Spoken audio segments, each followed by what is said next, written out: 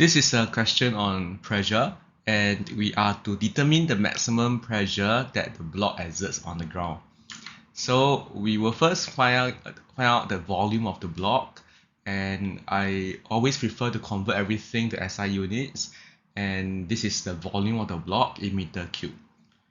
Next, we will then use the density formula to find the mass of the block. The mass of the block is just the volume multiplied by the density value, and we get 0.36 kilograms.